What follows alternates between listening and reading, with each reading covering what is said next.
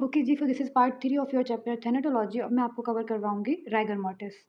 अच्छा, तो आपने अक्सर सुना होगा कि भाई किसी की डेथ हो गई है, अब डेथ के बाद अगर बॉडी को टच करते हैं तो वो बहुत हार्ड हो जाती है, बहुत सख्त हो जाती है, बहुत स्टिफ हो जाती है। उसी को हम कहते हैं राइगर मॉर्टिस।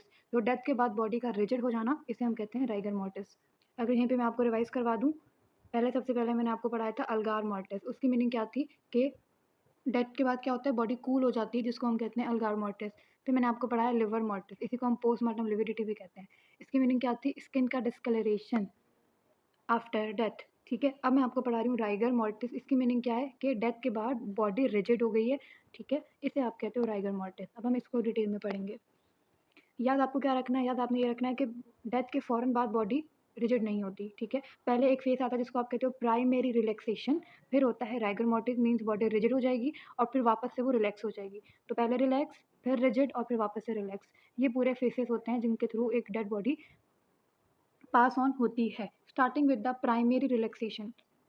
अब एक पर्सन है, उसकी डेथ हो गई, सबसे पहले क्या होगा, उसकी बॉडी प्राइमरीली रिलैक्स करेगी। तो प्राइमरी रिलैक्सेशन में क्या होगा, ये कब वो स्टार्ट हो जाएगा, इमीडिएटली आफ्टर डेथ स्टार्ट हो जाएगा। फिर क्या होगा, बॉडी के जितने भी मसल्स हैं वो सब रिलैक्स हो जाएंगे। जब रिलैक्स हो जाएंगे तो क्या होगा, आपकी जो लोअर जॉ होगी वो नीचे की तरफ आ जाएगी। ठीक है, आई बॉल जो होती है वो अपनी टेंशन लॉस कर देगी, प्यूपिल डायलेट हो जाएगा। अगर फॉर एग्जांपल ये आपकी आई बॉल है पूरी, तो यहाँ पर एक स्पेस होगी अंदर जिसको आप प्यूपिल कहते हो। तो आई के जो सेंटर पार्ट होता है इसे हम प्यूपिल कहते हैं। ये नॉर्मली जितना होता है उससे ज़्यादा बड़ा हो जाएगा तो हम कहेंगे प्यूपिल डायलेट हो चुका है। ठीक है, मसल्स जितने भी होंगे बॉडी के वो सब कैसे हो जाएंगे, सॉफ्ट एंड फ्लैबी। तो बॉडी हार्ड होने से पहले बिल्कुल जब आफ्टर डेथ कैसी होती है, सॉफ्ट होती है, बाद में जाके हार्ड होगी। और सॉफ्ट क्यों हो रही है, क्योंकि उसके मसल्स की जो टोन है अब वो लॉस होना स्टार्ट हो रही है, उसकी डेथ हो चुकी है। ठीक है, जॉइंट्स जितने भी होंगे वो फ्लेक्सिबल हो जाएंगे, बॉडी के अंदर जितने भी स्फिंक्टर्स होंगे वो सब रिलैक्स हो जाएंगे। तो ये तो होता है प्राइमरी रिलैक्सेशन में। ठीक है, मैंने आपको डिटेल में पढ़ा दिया प्राइमरी रिलैक्सेशन। अब हम बात करते हैं राइगर मॉर्टिस की। हाँ जी, तो राइगर मॉर्टिस क्या है, राइगर मॉर्टिस मैंने आपको बताया कि उसमें क्या होगा, बॉडी बहुत स्टिफ, बहुत हार्ड हो जाएगी। अब उसकी रीज़न क्या होती है, उसकी रीज़न मैं आपको पढ़ाती हूँ, उसका मैकेनिज्म। देखें, आपको पता है कि आपकी बॉडी के अंदर मसल्स हैं। मसल्स के अंदर क्या है, दो तरह की प्रोटीन होती है, एक कहलाती है एक्टिन और दूसरी कहलाती है मायोसिन। ये सब आप पढ़ के आ चुके हो फिजियोलॉजी में, जब आपने फर्स्ट ईयर या सेकंड ईयर में लोको पढ़ी होगी। ठीक है, अब ये एक्टिन है फॉर एग्जांपल। ठीक है, ये एक साइड की एक्टिन, ये दूसरे साइड की एक्टिन, यहीं कहीं आपको मायोसिन मिलेगी। ठीक है, इस तरह करके कुछ आपका मसल्स का स्ट्रक्चर होता है। होता ये है कि जब जब आपकी एक्टिन और मायोसिन को एटीपी मिलते हैं तो वो कॉन्ट्रैक्ट करते हैं। ठीक है, और मूवमेंट होती है। तो इनको क्या चाहिए होता है भाई, इनको चाहिए होता है एटीपी अपना फंक्शन परफॉर्म करने के लिए। अब एक पर्सन जिसकी डेथ हो चुकी है, उसकी क्या एटीपी की प्रोडक्शन हो रही होगी, नहीं हो रही होगी। तो वो जो प्राइमरी रिलैक्सेशन वाला फेज चल रहा होता है ना, उसके अंदर जितनी भी बॉडी की एटीपी होती है यूटिलाइज हो जाती है। जब जैसे ही आपकी एटीपी खत्म होगी, एटीपी खत्म हो गई, तो आपकी राइगर मॉर्टिस स्टार्ट हो जाती है। अब एटीपी खत्म होने की वजह से क्या होता है, एक्टिन और मायोसिन ना बिल्कुल एक दूसरे के साथ फ्यूज हो जाते हैं। जब वो एक साथ फ्यूज हो जाते हैं और यहाँ पे एक एबनॉर्मल एक जेल की प्रोडक्शन होना स्टार्ट हो जाती है, जिसकी वजह से वो बिल्कुल फ्यूज हो जाएंगे। तो एक्टिन और मायोसिन फ्यूज हो गए क्योंकि एटीपी खत्म हो चुकी है, अब उनका फंक्शन नहीं परफॉर्म हो पा रहा। और बॉडी जो होती है, बॉडी के मसल्स बिल्कुल कैसे हो जाएंगे, स्टिफ हो जाएंगे। ठीक है, इसको आप क्या बोल दोगे, इसी को आप बोल दोगे राइगर मॉर्टिस। तो वापस अगर समरी करूँ सिंपली, आपका होता ये है कि आपके मसल्स के अंदर एक्टिन और मायोसिन होता है जिसको एटीपी की नीड होती है फॉर कंट्रैक्शन। लेकिन जब एक बॉडी की डेथ हो चुकी है, प्राइमरी रिलैक्सेशन तक एटीपी खत्म, जितने भी प्रोड्यूस हुए थे वो यूज़ हो गए। अब जैसे ही एटीपी खत्म होंगे तो राइगर मॉर्टिस स्टार्ट हो जाएगी। क्या होगा कि एक्टिन और मायोसिन के बीच में एक जेल की प्रोडक्शन होगी, वो फ्यूज हो जाएंगे और जो मसल्स हैं वो बिल्कुल स्टिफ हो जाएंगे। और आपको क्या लग रहा होगा, आपको फील होगा स्टिफनेस, जिसको आप बोलोगे राइगर मॉर्टिस। अब उस बॉडी को आप टच करोगे तो आपको एक स्टिफ हार्ड बॉडी देखने को मिलेगी। अब आप नोट कर लो क्या लिखा हुआ है कि भाई due to chemical changes involving protein of muscle fibre. Muscle fibre के अंदर कौन सी प्रोटीन होती है, एक्टिन और मायोसिन। वो सारी एटीपी को यूटिलाइज कर लेती हैं ड्यूरिंग कॉन्ट्रैक्शन।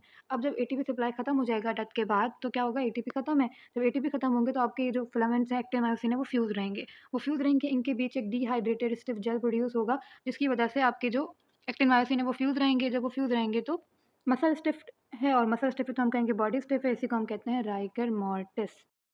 अब नेक्स्ट आपको पता होना चाहिए about the breaking of rigor mortis. जैसे ही राइगर मॉर्टिस ब्रेक हो जाता है, सेकेंडरी रिलैक्सेशन स्टार्ट हो जाती है।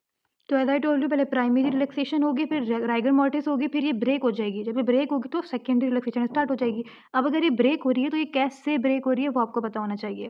अब आप ये देखें कि राइगर मॉर्टिस के ब्रेक होने के दो रीज़न हो सकते हैं। एक तो ये कि आपके जो एक्टिन और साथ मायोसिन है, तो एक्टिन मायोसिन ये सब फ्यूज़ हो गए हैं। अगर ये ही ब्रेक हो जाएँगे, जब ये ब्रेक हो जाएँगे, एक टाइम ऐसा आता है कि बॉडी की डिकम्पोज़िशन होना स्टार्ट हो जाती है। तो अगर बॉडी डिकम्पोज़ हो गई, पुट्रीफेक्शन हो जाएगी, तो क्या होगा, ये एक्टिन मायोसिन जो फ्यूज़ थे वो अब ब्रेक हो जाएँगे। जब ये ब्रेक हो जाएँगे तो वो जो स्टिफ़ बॉडी हुई हुई है, वो वापस से रिलैक्स हो जाएगी, जिसको आप बोलोगे सेकेंडरी रिलैक्सेशन। तो पहला तो भाई रीज़न ये है कि आपके मायोसिन और एक्टिन फिलामेंट की ऑटोलाइसिस हो जाए, वो ब्रेक हो जाएँ, क्योंकि आपकी बॉडी अब डिकम्पोज़ होना स्टार्ट हो गई है और बॉडी की डिकम्पोज़िशन को हम पुट्रीफेक्शन कहते हैं। सेकंड आपके पास जो फैक्टर है वो है ब्रोकन बायोमैकेनिकल फ़ोर्स। आपने शायद कभी नोट किया हो या कभी आपने सुना हो कि अक्सर जो डेड बॉडीज़ होती हैं, वो जो बहुत स्टिफ़ हुई हुई होती हैं, क्या करते हैं, उनके लेग्स को फ्लेक्शन और एक्सटेंशन की जाती है। जब बहुत ही फ़ोर्स के साथ आप फ्लेक्शन और एक्सटेंशन करते हो, तो वो जो बॉडी स्टिफनेस होती है, वो ब्रेक हो जाती है। उसकी भी रीज़न ये होती है कि बाद में आपके जो फिलामेंट्स होंगे, वो ब्रेक हो जाएँगे, ठीक है? तो ज़्यादा फ़ोर्स अगर आपने अप्लाई की तो दूसरा पुट्रीफेक्शन की वजह से राइगर मोर्टिस ब्रेक हो जाती है और इसके बाद स्टार्ट हो जाती है सेकेंडरी रिलैक्सेशन। अच्छा, अब इस स्लाइड को ना पूरी कंसंट्रेशन के साथ सुनना है। सबसे पहले राइगर मोर्टिस स्टार्ट कैसे होती है? वो पहले प्राइमरी रिलैक्सेशन का पीरियड फ़ॉलो करती है, उसके बाद में फिर वो राइगर मोर्टिस स्टार्ट होगी। स्टार्ट हो गई, उसको ब्रेक कैसे करोगे? 2 ऑप्शंस हैं। पहला फिज़िकल फ़ोर्स अप्लाई कर दो, दूसरा पुट्रीफेक्शन मीन्स विद टाइम आपके मसल्स और आपकी बॉडी डिकम्पोज़ होना स्टार्ट होती है, तो ऑटोमेटिकली ये जो राइगर मोर्टिस डेवलप हुई भी होती है, वो ब्रेक हो जाती है। अब यहाँ से आपका मेन एमसीक्यूज़ पॉइंट स्टार्ट हो रहे हैं, इसको आप सुनना है कंसंट्रेशन के साथ। सबसे पहले आपकी जो राइगर मोर्टिस है, वो स्टार्ट होती है इनवॉलंटरी मसल्स में। वो मसल्स जो कि आपके कंट्रोल में ही नहीं है, पहले उनमें राइगर मोर्टिस स्टार्ट होगी। उसके बाद स्टार्ट होगी वॉलंटरी मसल्स में, ठीक है? इसको प्लीज़ करेक्ट कर लेना, ये यहाँ पर इनवॉलंटरी नहीं वॉलंटरी आएगा, तो इनको कट कर दो। हाँ जी, तो उसके बाद स्टार्ट होगी वॉलंटरी मसल्स में। अब वॉलंटरी मसल्स में जो सीक्वेंस से स्टार्ट होगी ना, वो सीक्वेंस आपको याद रखनी है। फॉर एग्ज़ाम्पल सबसे पहले जो आपकी राइगर मोर्टिस डेवलप होती है, वो आँखों में होती है। तो आईलिड में स्टार्ट होती है 3 टू 4 आवर्स में। फिर आपके फेस के मसल्स होते हैं, उनके अंदर स्टार्ट होगी। फिर नेक, फिर अपर एक्सट्रीमिटीज़, फिर लोअर एक्सट्रीमिटीज़ और फिर फिंगर एंड टोज़। अगर आप कहीं देखते हो कि राइगर मोर्टिस जल्दी डेवलप हो गई है, तो वो थोड़े टाइम के लिए डेवलप होगी। मीन्स अगर जल्दी डेवलप हो रही है, तो वो ऑफ़ कोर्स जल्दी चली भी जाएगी, ठीक है? इसके अलावा भी आपको बताऊँगी आगे राइगर मोर्टिस 12 आवर्स तक तो डेवलप रहती है, लेकिन जो शॉर्टेस्ट टाइम पीरियड रिकॉर्ड किया गया है राइगर मोर्टिस का, वो ये रिकॉर्ड किया गया है कि 3.5 मिनट में वो स्टार्ट हुई। मीन्स डेथ के 3.5 मिनट बाद स्टार्ट हुई थी और 15 मिनट में डिसअपीयर हो गई थी। तो ये आपका राइगर मोर्टिस का शॉर्टेस्ट टाइम पीरियड है। मैंने इन सबको इसलिए एक समरी में एक स्लाइड में लिख दिया ताकि जो भी एमसीक्यू पॉइंट हो वो आपको एक जगह मिल जाए। तो आपने इसको हमेशा याद रखना है। मैं आपको रिवाइज़ करवाती हूँ, सबसे पहले स्टार्ट कहाँ होगी और मैं आपको ड्रॉ करके याद करवाती हूँ ये पूरी सीक्वेंस। जितना आप ड्रॉ करते हो, जितना आप इमेजिन करते हो, उतना आपको याद होता है। आपको अक्सर मेरी एग्ज़ाम्पल्स बहुत लेम लगती होंगी, बट द पॉइंट इज़ कि जितना इमेजिन करते हैं, जितना हम ड्रॉ करते हैं, उतना हमें याद रहता है। इसलिए मैं कोशिश करती हूँ। अब आप देखें हम इसको कैसे याद करेंगे। सबसे पहले कहाँ डेवलप हो रही है? आइज़ में हो रही है, तो ये आपकी आ गई आइज़। बेसिकली आईलिड के मसल्स में होती है, लेकिन आपको हम यहाँ इस तरह आई को ड्रॉ कर लेंगे पूरी। तो 3 टू 4 आवर्स में आपकी आइज़ में हो रही है, ठीक है जी। फिर क्या होता है? फिर आपके फेशियल मसल्स में होती है 4 टू 5 आवर में। तो हर घंटे में आपकी जो बॉडी की इन्वॉल्वमेंट बढ़ती जा रही है। फिर क्या होगा? 5 टू 7 आवर्स में आपके नेक में होगी। हाँ जी, तो उसके बाद आपके अपर एक्सट्रीमिटीज़, तो अपर एक्सट्रीमिटीज़ में होगी, फिर क्या होगा? फिर आपके लोअर एक्सट्रीमिटीज़ में होगी, तो लोअर में हो रही है। बाद में आपकी जो पेरिफेरी फिंगर्स हैं और टोज़ हैं, वहाँ पे हो जाएगी और आपको वहाँ पे देखने को मिलेगी राइगर मोर्टिस। तो आई से स्टार्ट करो और फिर आपने अपनी पूरी बॉडी को ड्रॉ करना है। इस तरह करके आप याद कर लोगे। रिवाइज़ करवाती हूँ, तो 3 टू 4 आवर्स में कहाँ पे हो रही है? आपकी आईलिड में हो रही है। 4 टू 5 आवर्स में फिर फेस में वो स्टार्ट हो रही है। फिर 5 टू 7 आवर्स में आपके नेक में स्टार्ट हो रही है। फिर जी 7 टू 9 में क्या हो रहा है? अपर एक्सट्रीमिटीज़ में हो रही है और 9 टू 11 में क्या हो रहा है? लोअर एक्सट्रीमिटीज़ में हो रही है और फिर जितना बाकी का टाइम है 12 आवर्स से जो अप्रॉक्स टाइम होगा, वो फिंगर एंड टोज़ के लिए होगा। तो इस तरह 3, 4, 5, 7, 9, 11 इसको इस तरह ड्रॉ कर लो, इस पिक्चर को अपने माइंड में रखो। आई एम डैम श्योर कि आपके एमसीक्यूज़ हो जाएँगे और इसमें से एमसीक्यू आते हैं। पास्ट पेपर सॉल्व करोगे आपको बहुत एमसीक्यू मिल जाएँगे और आपको तब इस स्लाइड की इम्पोर्टेंस पता चलेगी। ठीक है जी? तो इसको आपने याद करना है। अब ये आपको पता होना चाहिए, ये आपके पास एक टर्म है जिसको हम कहते हैं मार्च ऑफ राइगर मोर्टिस। बस ये आपको ये बताता है, ये मुझे मेरा फ़ेवरेट पार्ट लगता था कि राइगर मोर्टिस 1 से 2 आवर में डेथ के बाद स्टार्ट हो जाती है। अभी हमने देखा ना कि 1 से 2 आवर में आपके जो वॉलंटरी मसल्स हैं उनमें स्टार्ट हो गई है। स्टार्ट हो गई उसके बाद क्या होगा? ये कंप्लीटली डेवलप हो जाती है पूरी बॉडी में 12 आवर्स में। तो 12 आवर्स में ही पूरी डेवलप हो गई। फिर ये नेक्स्ट 12 आवर्स तक सस्टेन रहती है, मीन्स बॉडी राइगर मोर्टिस में रहती है। और फिर नेक्स्ट 12 आवर में क्या होता है? सेकेंडरी रिलैक्सेशन स्टार्ट हो जाती है, मीन्स क्या होगा? अब बॉडी रिलैक्स करेगी। फिर से, ठीक है जी? तो इसको हम कहते हैं मार्च ऑफ राइगर। अगर मैं आपको इसको रिवाइज़ करवा दूँ, तो आपको ईज़ी हो जाएगा याद रखना। भाई देखें, सबसे पहले स्टार्ट होगी प्राइमरी रिलैक्सेशन, ठीक है? और 1 से 2 आवर में प्राइमरी रिलैक्सेशन रहेगी डेथ के बाद। फिर 1 से 2 आवर लगेगा राइगर मोर्टिस को डेवलप होने में और अगले 12 आवर्स में क्या होगा? राइगर मोर्टिस डेवलप हो जाएगी। डेवलप हो गई, फिर अगले 12 आवर्स तक वो सस्टेन रहेगी और फिर नेक्स्ट 12 आवर्स में क्या होगा? यहाँ पे वो सस्टेन है और यहाँ पे वो बिल्कुल ख़त्म हो जाएगी। याद आपको क्या रखना है कि जिसमें वो स्टार्ट होती है सबसे पहले कहाँ स्टार्ट होती है, इनवॉलंटरी मसल्स में स्टार्ट होती है और फिर आपके वॉलंटरी मसल्स में स्टार्ट होगी। वॉलंटरी मसल में सबसे पहले आपकी आई इन्वॉल्व होगी, फिर आपका फेस इन्वॉल्व होगा, फिर आपकी नेक इन्वॉल्व होगी, फिर अपर एंड देन लोअर एक्सट्रीमिटीज़ और आखिर में फिंगर एंड टोज़। ठीक है जी? इतना डिटेल में कोई नहीं समझाएगा। ये पूरी आपकी कहलाती है राइगर मॉर्टिस और ये सीक्वेंस भी आपको याद होना चाहिए। चलिए जब आपका नेक्स्ट टॉपिक है factor which is influencing rigor mortis. अब आपको पता है कि डेथ के कॉज़ डिफरेंट हो सकते हैं। जिनकी डेथ हुई है उनकी एज डिफरेंस हो सकती है। जिनकी भी डेथ हुई है उनका मोड ऑफ डेथ भी डिफरेंट होगा, उनकी मस्कुलर कंडीशन डिफरेंट होगी और उनकी एटमॉस्फेरिक कंडीशन भी डिफरेंट होगी। तो किस तरह की डेथ होती है और उससे राइगर मॉर्टिस कैसा डेवलप होता है, वो आपको पता होना चाहिए और ये भी आपको एमसीक्यू में आता है, मैं आपको याद करवाऊँगी, आपने याद रखना है। सबसे पहले अगर हम बात करें एज की, तो अगर एक फीटस की डेथ हो रही है, तो कैसा होगा राइगर मॉर्टिस? तो अगर एक फीटस की डेथ होती है, तो वो आपका रैपिड इन ऑनसेट होता है और जल्दी से चला जाता है। मीन्स आपका राइगर मॉर्टिस थोड़ा जल्दी डेवलप होता है एज़ कम्पेयर टू अडल्ट्स। अब मैंने इसको इस तरह याद किया था कि फ़ीटस है, तो फ़ीटस खुद भी छोटा है, तो उसको मसल्स को वो राइगर मोटिस डेवलप करने में थोड़ा ही टाइम लग रहा है और थोड़े टाइम के लिए डेवलप हो रही है। तो इसलिए मैंने इसको इस तरह याद किया था कि तभी रैपिड ऑनसेट है। अब यहाँ पर एक और टर्म लिखी हुई है नॉन वायबल फ़ीटस। इसको भी समझ लो कि 26 या फिर कि कुछ बुक्स में 26 है, कुछ बुक में 28 है। 28 वीक का जो फ़ीटस होता है ना, उसे आप कहते हो नॉन वायबल फ़ीटस। फिर इससे जितना भी एज का ज़्यादा फ़ीटस होगा, उसे आप क्या कहोगे? वायबल फ़ीटस कहोगे, ठीक है? तो एक ऐसा फ़ीटस जिसको सिर्फ़ 28 वीक हुए होते हैं या फिर उससे कम हुए होते हैं, उसे आप कहते हो नॉन वायबल फ़ीटस। और ऐसे जो बेबीज़ होते हैं, उनके अंदर राइगर मॉर्टिस डेवलप नहीं होता। This was your MCQ. In past paper जब सॉल्व करोगे आप देखोगे। उसकी रीज़न क्या होती है? उसकी रीज़न ये होती है कि सही से मसल्स की डेवलपमेंट ही नहीं स्टार्ट हुई होती 28 वीक में, इसलिए आपको जब मसल्स ही नहीं है तो राइगर मॉर्टिस कैसे देखने को मिलेगा, ठीक है? अच्छा एमसीक्यू किस तरह आया था? एमसीक्यू इस तरह आया था कि एज लिखी हुई थी कि फ़ीटस की एज है 26 वीक, तो उसमें राइगर मॉर्टिस डेवलप होगा या फिर नहीं होगा, ठीक है? कोई इस तरह के टर्म नहीं यूज़ किए थे वायबल या फिर नॉन वायबल। तो आपको पता होना चाहिए कि 26 वीक के जो फ़ीटस होता है वो नॉन वायबल होता है। जब वो नॉन वायबल है तो उसके अंदर तो राइगर मॉर्टिस डेवलप होगी ही नहीं। तो उस एमसीक्यू का आंसर था कि rigor mortis will not develop. ठीक है जी। अगर स्टिल बर्थ हुई है तो क्या होगा? अगेन शॉर्टेस्ट होगा राइगर मॉर्टिस। और अगर यंग एक हेल्दी एडल्ट की डेथ होती है तो वो आराम से स्टार्ट होगा, प्राइमरी रिलैक्सेशन के बाद स्टार्ट होगा, वेल मार्क्ड होगा, आप सही से 12 आवर्स तक उसको नोट करोगे और फिर वो खत्म हो जाएगा, ठीक है? इसको याद कैसे रखना है? इसको आपने याद ऐसे रखना है, सबसे पहले तो नॉन वायबल फीटस में हो ही नहीं रहा डेवलप। अब उससे बड़े जितने भी बेबीज़ हैं, फीटस है या फिर स्टिल बर्थ हुई है, सबके अंदर जल्दी स्टार्ट होगा, ठीक है? और एक जो अडल्ट्स होते हैं उनके अंदर स्लो स्टार्ट होगा। ठीक है जी। तो ऐज के अकॉर्डिंग आपको समझ में आ गया। अब हम बात करते हैं मोड ऑफ डेथ की। इसको मैं आपको याद करने का एक सिंपल ट्रिक देती हूँ। आप सबको याद कर लो कि अगर किसी की डेथ इलेक्ट्रिसिटी की वजह से हुई है, लाइटिंग की वजह से हुई है, स्टारवेशन की वजह से हुई है, कोई ऐसी डिज़ीज़ थी जो कि क्रॉनिकली एग्ज़ॉस्टिंग डिज़ीज़ थी, इन सब में, इसके अलावा ड्राउनिंग में भी, इन सब के अंदर आपका जो राइगर मॉर्टिस होता है वो जल्दी स्टार्ट हो जाता है और फिर शॉर्ट ड्यूरेशन के लिए होता है। ठीक है? वापस से रिवाइज़ करवा देती हूँ। Electricity, lightning, drowning, starvation, chronic exhausting disease, सबके अंदर early onset, short duration, early onset, short duration. ठीक है? इतना याद हो गया? अब दूसरा आपको याद करना है कि हैंगिंग में, एक तो हैंगिंग में और दूसरा सडन डेथ में राइगर मॉर्टिस देर से स्टार्ट होता है। और ये जो पॉइज़निंग लिखी हुई है इसमें भी अर्ली स्टार्ट होगा। तो सब में आप नोट करो, जल्दी स्टार्ट हो रहा है, शॉर्ट ड्यूरेशन के लिए हो रहा है, सिर्फ़ और सिर्फ़ सडन डेथ में और हैंगिंग में लेट ऑनसेट है।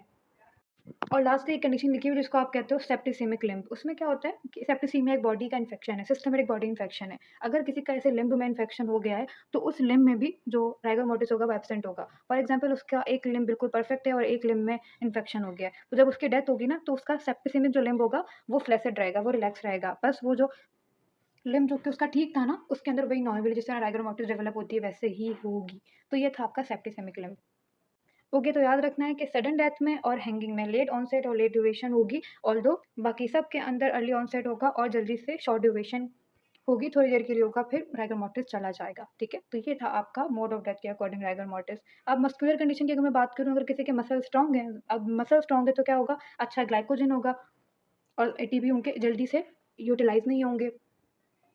तो अगर स्ट्रॉन्ग मसल्स होते हैं, उसके अंदर भी राइगर मॉर्टिस लेट डेवलप होता है और फिर काफ़ी टाइम तक रहता है। अगर एग्ज़ॉस्टेड मसल्स होते हैं, तो उसके अंदर क्या होगा? एग्ज़ॉस्टेड मसल मीन्स ऑलरेडी वहाँ पे एटीपी कम है, तो वहाँ पे जल्दी स्टार्ट हो जाएगा, सिंपल। अब लास्टली एटमॉस्फेरिक कंडीशन, तो ये पता होना चाहिए कि आपकी कोल्ड वाटर हो या फिर मॉइस्ट वार्म एयर हो, दोनों में आपको रैपिड ऑनसेट देखने को मिलेगा, लेकिन अगर ड्राई कोल्ड एयर के अंदर डेथ होगी तो लेट ऑनसेट होगा। इसको भी किसी ट्रिक से याद कर लेना। वैसे इससे रिलेटेड मैंने कोई एमसीक्यू नहीं देखा, इसलिए हम इस पे ज़्यादा फोकस भी नहीं करेंगे। तो मैं आपको रिवाइज़ करवा दूँ। सबसे पहले हमने बात की कि फैक्टर इन्फ्लुएंसिंग राइगर मॉर्टिस 4 तरह के हो सकते हैं। सबसे पहले हम बात की ऐज की, कि ऐज के अंदर फीटस हो, स्टिल बर्थ हो। इन शॉर्ट जो छोटे आपके बेबीज़ हैं, उनकी अगर डेथ हो रही है तो रैपिड ऑनसेट होगा और रैपिडली आपके वो पास ऑफ भी हो जाएगी। नॉन वायबल फीटस में तो डेवलप होगी ही नहीं, और अगर अडल्ट है तो आराम से डेवलप होगी और वेल मार्क्ड होगी। आप उसको काउंट करोगे कि 12 आवर्स तक है, 12 आवर्स तक सस्टेन रही, फिर 12 आवर्स के बाद क्या हुआ, वो चली गई। ठीक है जी? तो ये है आपका according to age. Mode of death की अगर हम बात करें तो सबके अंदर ऑलमोस्ट आपको अर्ली ऑनसेट और शॉर्ट ड्यूरेशन देखने को मिलेगी, except sudden death and hanging, जिसके अंदर आपको लेट ऑनसेट देखने को मिलेगा। और सेप्टिसेमिक लिम्ब के अंदर एक के अंदर क्या होगा, वो जो सेप्टिसेमिक लिम्ब होगा उसमें हमेशा एब्सेंट होगी, और अगर कोई लिम्ब उसका नॉर्मल है तो उसमें आपकी राइगर मॉर्टिस जिस तरह डेवलप होती है वैसे ही होगी। अच्छा, यहाँ पे ड्राउनिंग का भी कुछ लिखा हुआ है कि ड्राउनिंग में लॉन्गर ड्यूरेशन होती है, क्योंकि आसपास का जो वाटर होता है वो कोल्ड होता है। तो सबके अंदर शॉर्ट ड्यूरेशन है, इन एग्जाम्पल में सबके अंदर शॉर्ट ड्यूरेशन है, सिर्फ ड्राउनिंग के अंदर लॉन्ग ड्यूरेशन है। ये भी चाहो तो याद रखना, नहीं तो ऐसे चिंता इंपॉर्टेंट नहीं है, बस ये पता होना चाहिए कि लेट आपका ऑनसेट किन दो में हो रहा है, हैंगिंग में, सडन डेथ में। ठीक है जी? अच्छा, मस्कुलर कंडीशन के लिए मैंने आपको बता दिया कि स्ट्रॉन्ग मसल्स हैं तो लेट ऑनसेट होगा, एग्जॉस्टेड मसल हैं तो अर्ली ऑनसेट होगा। और बाकी ये भी मैंने आपको पढ़ा दिया। आई होप आपको कुछ तो याद हुआ होगा, कुछ आप याद कर लेना। अब अक्सर लोगों की डेथ ऐसी सिचुएशन में हुई होती है कि उनकी बॉडी स्टिफन हो जाती है डेथ के बाद, और हमें लगता है वो राइगर मॉर्टिस है, मगर वो राइगर मॉर्टिस नहीं होता। फॉर एग्जांपल, पहले आपके सामने ये जो एग्जांपल है वो है हीट स्टिफनिंग की, कि अगर किसी की डेथ हुई है बर्निंग की वजह से, हाई वोल्टेज की वजह से, उसको इलेक्ट्रिक शॉक लग चुका है, या फिर वो किसी हॉट लिक्विड में फॉल हो गया, जो पर्सन जिसकी भी हम बात कर रहे हैं, तो क्या होगा, उसके मसल्स की स्टिफनिंग हो जाएगी। मसल की स्टिफनिंग होगी क्यों? उसकी रीज़न होगी कि ज़्यादा हीट की वजह से प्रोटीन और जितने भी एंजाइम्स होंगे उनकी डीनेचुरेशन हो जाएगी, और क्या होगा, अब वो जो आपकी प्रोटीन्स हैं उनकी डीनेचुरेशन हो गई और मसल स्टिफ हो जाएगा। हमें ऐसा लगेगा कि वो राइगर मॉर्टिस है, मगर एक्चुअली में उसके पीछे का जो मैकेनिज़्म है वो क्या है, हीट स्टिफनिंग। उसके मसल्स कॉन्ट्रैक्ट हो जाएँगे, कार्बोनाइज़ हो जाएँगे, और बॉडी एक पोस्चर एक्वायर कर लेती है जिसको आप कहते हो बॉक्सर्स एटीट्यूड। यहीं कहीं मैं आपको इसकी पिक्चर भी शो कर दूँगी। तो इसके अंदर क्या है, आप नोट करो, लोअर लिम्ब और आर्म फ्लेक्स्ड है और हैंड क्लेंच्ड है। अब दूसरा, अगर आपको ये चेक करना है कि वो जो डेथ हुई है वो राइगर मॉर्टिस की वजह से हुई या फिर उसका रीज़न हीट स्टिफनिंग है, तो आप क्या करोगे, आपको पता है राइगर मॉर्टिस ब्रेक हो जाता है अगर आप कोई भी मैकेनिकल फोर्स अप्लाई करते हो। तो आप लिम्ब को एक्सटेंड करो, डेड बॉडी को, तो जैसे ही आपने डेड बॉडी की लिम्ब को एक्सटेंड किया तो राइगर मॉर्टिस ब्रेक हो जाएगा। अगर ब्रेक नहीं हुआ तो वो हीट स्टिफनिंग है, क्योंकि हीट स्टिफनिंग मैकेनिकल फोर्स की वजह से ब्रेक नहीं होती, उसके अंदर प्रोटीन ही डीनेचर्ड हो गई है। और ये स्टिफनिंग, जो हीट स्टिफनिंग में रहती कब है, ये तब तक रहती है जब तक आपके मसल्स और लिगामेंट सॉफ्ट नहीं हो जाएँगे आफ्टर द डिकम्पोज़िशन। तो जब तक बॉडी डिकम्पोज़ नहीं होगी तब तक हीट स्टिफनिंग भी नहीं होगी। लास्टली, वो लोग जिनकी डेथ हीट स्टिफनिंग के बाद होती है, उनका जो राइगर मॉर्टिस होता है वो कभी भी डेवलप नहीं होता। अभी आगे आप कोल्ड स्टिफनिंग में पढ़ोगे कि उसमें होता है। तो आपको ये पता होना चाहिए कि हीट स्टिफनिंग में, इसके बाद अब इस एक बार हीट स्टिफनिंग हो गई, उसके बाद उस बॉडी में कभी भी राइगर मॉर्टिस डेवलप नहीं होगा। चलें जी, अब नेक्स्ट है कोल्ड स्टिफनिंग। हीट स्टिफनिंग में ज़्यादा हीट की वजह से स्टिफनिंग हो रही थी, कोल्ड स्टिफनिंग में ज़्यादा कोल्डनेस की वजह से मसल की स्टिफनेस हो जाएगी, एज़ इन दिस पिक्चर। तो क्या लिखा हुआ है, जब भी बॉडी बहुत ज़्यादा फ्रीजिंग टेम्परेचर से एक्सपोज़ होगी तो टिश्यू फ्रीज़ हो जाएगा। आपको पता है कि आपकी बॉडी के अंदर 70 टू 75% फ्लूइड ही है, तो जितना भी फ्लूइड होगा वो फ्रीज़ हो जाएगा। आपकी जो सबक्यूटेनियस फैट है उसकी सॉलिडिफिकेशन होना स्टार्ट हो जाएगी, और ऐसा लग रहा होगा कि राइगर डेवलप हो गया है, मगर एक्चुअली में राइगर मॉर्टिस नहीं होगा, it is because of the coldness. अगर आप ऐसी डेड बॉडी के जो जॉइंट्स हैं उनको फ्लेक्स करोगे ज़्यादा फोर्स लगा के, तो वो जो फ्लूइड प्रेजेंट होता है जॉइंट्स के बीच में वो ऑलरेडी फ्रीज हो चुका है, उसकी आइस बन चुकी होगी। तो जब वो ब्रेक होगा तो क्या होगा, आपको एक सडन शार्प साउंड सुनने को मिलेगा। ठीक है? तो ये भी एक आप इस तरह पहचान सकते हो कि ये कोल्ड स्टिफनिंग है या फिर राइगर मॉर्टिस है। अगर आपको वो साउंड सुनने को मिल रहा है तो आपको पता चल रहा है कि okay, this is the sign of cold stiffening. दूसरा, आप इस तरह भी चेक कर सकते हो कि आप उसकी बॉडी को वार्म एटमॉस्फेयर में रखो तो स्टिफनेस डिसअपीयर हो जाएगी, और उसके फ़ौरन बाद जो राइगर मॉर्टिस होती है वो स्टार्ट हो जाती है। तो अगर किसी को भी कोल्डनेस की वजह से कहीं फ्रीज होकर डेथ हो गई है, उसको अगर आप वार्म टेम्परेचर में रखोगे तो उसकी आपकी बॉडी वापस से नॉर्मल हो जाएगी, और फिर उसी तरह राइगर मॉर्टिस डेवलप होगा जिस तरह नॉर्मली एक डेथ के बाद होता है। लेकिन हमने जैसे पढ़ा है अभी पीछे कि एटमॉस्फेयर का भी बहुत इफेक्ट पड़ सकता है, तो जब भी आपके पास आसपास का एनवायरनमेंट कोल्ड होता है ना, तो क्या होता है, जल्दी से रैपिडली स्टार्ट हो जाती है आपकी राइगर मॉर्टिस, तो थोड़ी जल्दी स्टार्ट होगी। अब एक और एग्जांपल आपके सामने है, इसको आप कहते हो कैडावेरिक स्पाज़म, और इसी को आप कहते हो instantaneous rigor. As the name indicate, इसके अंदर क्या होगा, फ़ौरन डेथ के बाद वो जो बॉडी होगी ना वो स्टिफ हो जाएगी। ठीक है? तो इसलिए हम कह रहे हैं कि इंस्टेंटली क्या हो रहा है, राइगर डेवलप हो रहा है। ऐसा होता क्यों है? इसको भी आप राइगर मॉर्टिस नहीं कहोगे, क्योंकि आपको पता है एक जो राइगर मॉर्टिस होता है उसके पहले प्राइमरी रिलैक्सेशन होती है, फिर राइगर मॉर्टिस होता है, और फिर क्या होगा, फिर आपके पास सेकेंडरी रिलैक्सेशन होगी। लेकिन इसमें फ़ौरन डेथ के बाद राइगर डेवलप हो रहा है, तो इसलिए आप इसको क्या कह रहे हो, कैडावेरिक स्पाज़म, या फिर इंस्टेंटली राइगर डेवलप हो गया। ऐसा इसलिए होता है कि किसी की भी डेथ अगर बहुत ऐसी कंडीशन में हुई जिसके अंदर उसके इमोशन इंटेंस थे, फॉर एग्जांपल वो सुसाइड कर रहा था।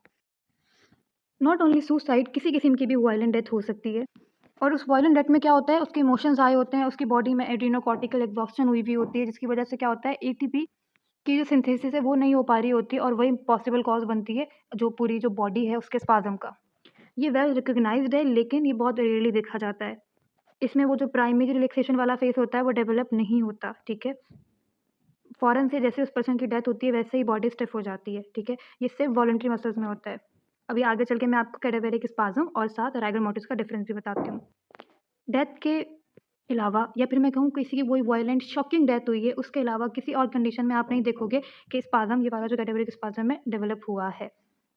और जब ये कैडावेरिक स्पाज़म खत्म हो जाता है तो उसकी थोड़ी देर बाद ही नॉर्मल राइगर मोर्टिस स्टार्ट हो जाता है, ठीक है? सिंपली मैंने आपको ये बताया कि कुछ ऐसी बॉडी कंडीशंस होती हैं या फिर आपकी कोई ऐसी वायलेंट और ऐसी कोई इंटेंस इमोशन में डेथ हुई है, आई मीन नॉट आपकी, किसी की भी, अगर डेथ हुई है तो क्या होगा, उसकी बॉडी में एड्रेनोकॉर्टिकल एग्जॉस्शन होगी जिसकी वजह से एटीपी नहीं बनेंगे, कैडावेरिक स्पाज़म होगा और ये सिर्फ वॉलंटरी मसल्स में होगा। इसके अलावा इसमें प्राइमरी रिलैक्सेशन फेस नहीं होगा, ये वेल रिकॉग्नाइज्ड है मगर रेयर है। अब यहीं पर अगर मैं आपको इन दोनों का कैटावेरिक स्पाज़म और राइगर मोर्टिस का डिफरेंस बता दूँ, तो ये आपके पास रेयर है। ऑल्दो राइगर मोर्टिस होता है, आपको हर बॉडी में देखने को मिलेगा। कैटावेरिक स्पाज़म रेयर होता है। इसके अंदर प्राइमरी रिलैक्सेशन नहीं होती, राइगर मोर्टिस में होती है। इसके अंदर सिर्फ वॉलंटरी मसल इन्वॉल्व होते हैं। Rigor mortis involuntary plus voluntary दोनों मसल्स की होती है। और भी डिफरेंस मैं आपको बताती हूँ। हाँ जी, तो राइगर मोर्टिस 1 से 2 आवर्स आफ्टर डेथ डेवलप हो जाती है। लेकिन अब जो कैटावेरिक स्पाज़म है उसके नेम में इंस्टेंट है, तो इमीडिएटली डेवलप हो जाएगी। इसके लिए कहा जाता है कि एटीपी की कमी की वजह से क्या हो रहा है, आपकी राइगर मोर्टिस हो रहा है। लेकिन कैडावेरिक स्पाज़म का एक जो प्रॉपर उसके पीछे का मैकेनिज़्म है वो अननोन है। ये तो हमने कहा है कि भई एड्रेनोकॉर्टिकल एग्जॉस्शन हो रही है जिसकी वजह से हो सकता है एटीपी वापस से नहीं बन पाए होंगे, कैडावेरिक स्पाज़म हो गया। But we don't know the actual cause. ठीक है जी। आपके राइगर मोर्टिस में वॉलंटरी प्लस इनवॉलंटरी दोनों मसल इन्वॉल्व होते हैं, कैडावेरिक स्पाज़म में सिर्फ वॉलंटरी मसल इन्वॉल्व होते हैं। ये कंपैरेटिवली मॉडरेट होती है और ये स्ट्रॉन्ग होता है, बहुत स्ट्रॉन्ग स्टिफनेस इसमें आपको देखने को मिलती है, ठीक है? इसका कोई रिस्क फैक्टर नहीं है। कैडावेरिक स्पाज़म कब होगा? जब किसी की सडन डेथ हुई है, बहुत एक्साइटमेंट में, इंटेंस इमोशन में डेथ हुई है, तो आपको ये कैडावेरिक स्पाज़म देखने को मिलेगा। और भी डिफरेंस लिखे हुए हैं, आप इनको रीड कर लेना, जो इम्पोर्टेंट है वो मैंने आपको बता दी है।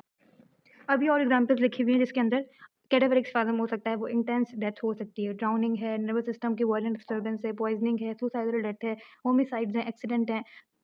तो इन सब में आपकी जो कैडावेरिक स्पाज़म है वो डेवलप हो सकती है। साथ आपके पास गैस स्टिफनिंग, ये भी आप अक्सर ऐसा होता है कि डेथ के बाद और डिकम्पोज़िशन में प्रोड्यूस होने वाली जो गैसेज़ हैं बेसिकली वो स्टिफनिंग करवा रही हैं। और वो जो स्टिफनिंग होती है वो बिल्कुल अलग लग रही होती है ऑफ कोर्स बॉडी की, आपको जो कंडीशन होगी वो भी ज़्यादा बुरी देखने को मिलेगी क्योंकि डिकम्पोज़िशन स्टार्ट हो चुकी है। तो आप इज़िली डिस्टिंग्विश कर लेते हो कि वो ट्रू राइगर है या फिर वो गैस स्टिफनिंग है। तो जी आपने कंप्लीटली पढ़ लिया अबाउट द राइगर मोर्टिस, आपको पता चल गया पहले प्राइमरी रिलैक्सेशन होती है, उसमें क्या होता है, प्यूपिल डायलेट करते हैं, आपकी लोअर जॉ जो होती है वो ड्रॉप करती है, बॉडी के जितने भी मसल्स और स्फिंक्टर्स हैं वो रिलैक्स हो जाते हैं इन प्राइमरी रिलैक्सेशन। फिर राइगर मोर्टिस स्टार्ट होता है जिसकी मीनिंग होती है स्टिफनेस, तो स्टिफनिंग होगी मसल की आफ्टर डेथ और इसी को हम कैडावेरिक रिजिडिटी भी कहते हैं। और आपको आना चाहिए कैडावेरिक रिजिडिटी को डिफरेंशिएट करना विद द कैडावेरिक स्पाज़म। उसके बाद सेकेंडरी रिलैक्सेशन मैंने आपको बताया कि इसके बाद सेकेंडरी रिलैक्सेशन स्टार्ट हो जाएगी और राइगर मोटिव डिसअपीयर हो जाएगी, मसल वापस से रिलैक्स और सॉफ्ट हो जाएँगे। आई होप मैंने आपको अच्छे से पढ़ा दिया हो ये टॉपिक। अब नेक्स्ट हम कवर करेंगे इंशाल्लाह लेट चेंजेस को, यहाँ तक आपके अर्ली चेंजेस हो गए कंप्लीट।